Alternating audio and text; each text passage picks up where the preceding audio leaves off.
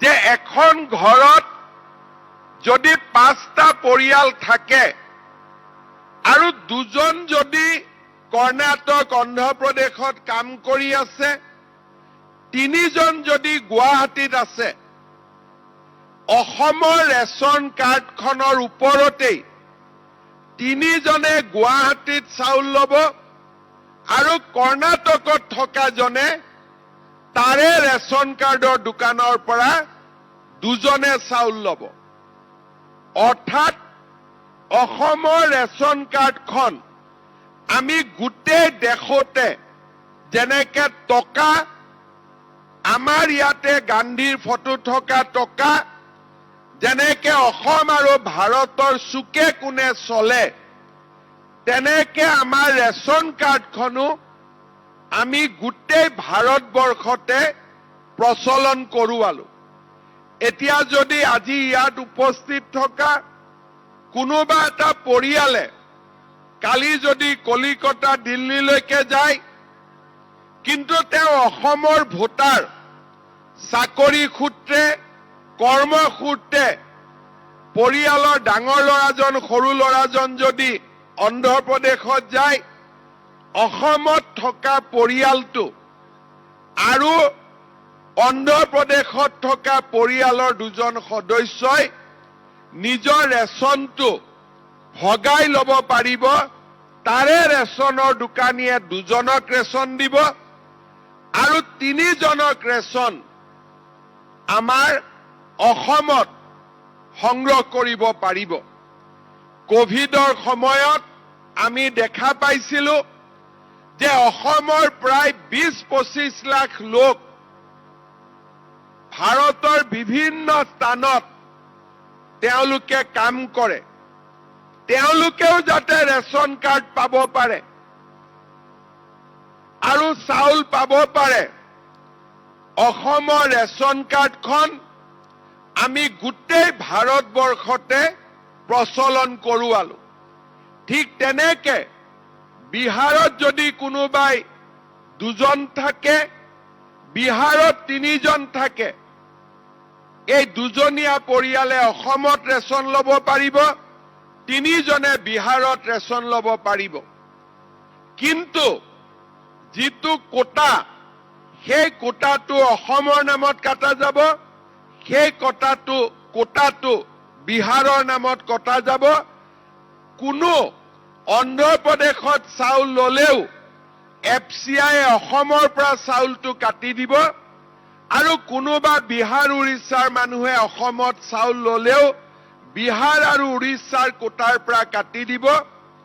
তাক অসমৰ চাউল বা অসমীয়া মানুহৰ চাউল আন ৰাজ্যইও আমাক নিদিয়ে আৰু আমিও আন ৰাজ্যৰ চাউল নিদিওঁ।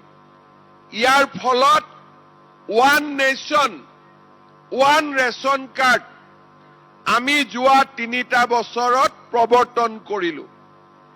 ইয়াৰ পিছত তৃতীয়টো এটা অসুবিধা আমি দেখা পাইছিলো যে ৰেচনৰ দোকানীবিলাকে চাউল 25 তাৰিখে আনে, 28, 29, 30, 1, 2, 3 এই সময়খিনিত দি থাকে আৰু যেতিয়া মানুহে চাউল বিচাৰি যায় তেতিয়া মানুহক কয় যে আপুনিতো জানুৱাৰীত চাউল পালেই। কিন্তু এইটো মানুহজনেও বুজি নাপায়, দুখীয়া মানুহজনে, যে মই আচলতে ডিচেম্বৰৰ চাউলটোহে জানুৱাৰীত পাইছো, জানুৱাৰীৰ চাউলটো মই পোৱাই নাই। কিছু আজিৰ পৰা এবছৰ আগতে মই ঢেকিয়াজুলিত গৈছিলো, ৰাইজে মোক কমপ্লেইন দিছিলে যে এনেকে প্ৰত্যেক মাহত আমি 9 মাহ 10 মাহে চাউল পাওঁ, 2 মাহ চাউল নোহোৱা হৈ যায়। এতিয়া আমি সিদ্ধান্ত ললো যে চাউল 1 তাৰিখৰ পৰা 10 তাৰিখৰ ভিতৰতে ৰাইজে ল'ব আৰু 10ৰ পিছত কোনেও চাউল নলয়, যাতে মাহটো 2টা মাহৰ চাউল 2 মাহতে ৰাইজে পায়, 1টা মাহৰ চাউল যাতে 2 মাহত বিভক্ত কৰি নিদিয়ে। এনেবোৰ ব্যৱস্থা লোৱাৰ ফলত আৰু চহী মাৰি লোৱাৰ ফলত, মেচিনৰ লোৱাৰ ফলত এতিয়া অসমত 5 কেজি চাউল 5 কেজি পায়। ৰেচন কাৰ্ড কোনো ধৰণৰ ভুৱা মানুহৰ হাতত ৰেচন কাৰ্ড নাই আৰু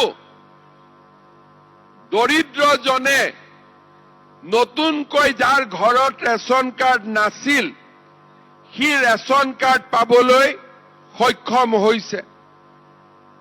যোৱা সময়ছোৱাত আমি আপোনালোকক জনাব খোজো যে এই ব্যৱস্থাৰ ফলত অতিৰিক্তকৈ যি ৰেচন কাৰ্ড আমাৰ হাতত আহিলে, এই ৰেচন কাৰ্ডৰ সুযোগ লৈ এই বছৰৰ আৰু 23-24 চনত আমি অসমত 42 লাখ আৰু তাৰ পিছত 10 লাখ 52 লাখ লোকক আমি নতুনকৈ ৰেচন কাৰ্ড দিবলৈ সক্ষম হৈছো।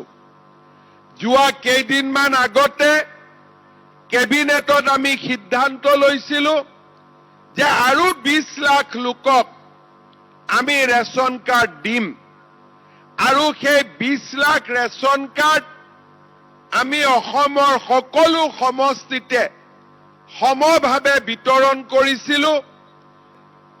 যদিও 1 তাৰিখৰ পৰা 10 তাৰিখৰ ভিতৰত চাউল ল'ব লাগে, নতুন ৰেচন কাৰ্ড পোৱা সকলক আমি ডিচেম্বৰ মাহতে যিকোনো দিনাই ৰেচন ল'বৰ কাৰণে অনুমতি দিছো। আজি আপোনালোকে কাৰ্ডখন লৈ গ'লে ডিচেম্বৰত এটা কিস্তিৰ চাউল পাব আৰু জানুৱাৰী মাহত 1 তাৰিখৰ পৰা 10 তাৰিখে, ফেব্ৰুৱাৰীত 1ৰ পৰা 10 তাৰিখে 5 কেজিকৈ চাউল জনসংখ্যা অনুসৰি লাভ কৰি গৈ থাকিব। তাৰ উপৰিও আমাৰ এই যে ৰেচন কাৰ্ড আগতে মাষ্টাৰ ৰোলৰ কৰ্মচাৰীয়ে নাপাইছিলে, দৈনিক ৱেজ আৰ্ণাৰে নাপাইছিলে, কেন্দ্ৰীয় আৰু ৰাজ্য চৰকাৰৰ 4ৰ্থ বৰ্গৰ কৰ্মচাৰীয়ে অৱসৰ পোৱাৰ পিছত নাপাইছিলে, ঠিকা ভিত্তিক কৰ্মচাৰীসকলেও অৱসৰ পোৱাৰ পিছত নাপাইছিলে।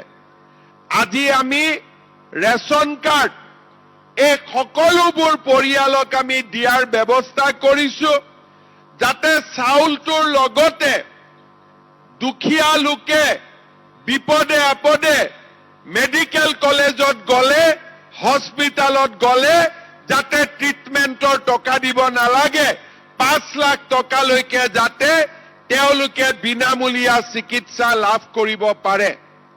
শ্ৰদ্ধাৰ ৰাইজ, ইয়াৰ উপৰিও ৰেচন কাৰ্ডেই হওক, অৰুণোদয়ে হওক, আয়ুষ্মান ভাৰতেই হওক, আমি বৃদ্ধাশ্ৰম, অনাথ আশ্ৰমত থকা আই মাতৃ আৰু শিশুসকলকো দিয়াৰ আমি ব্যৱস্থা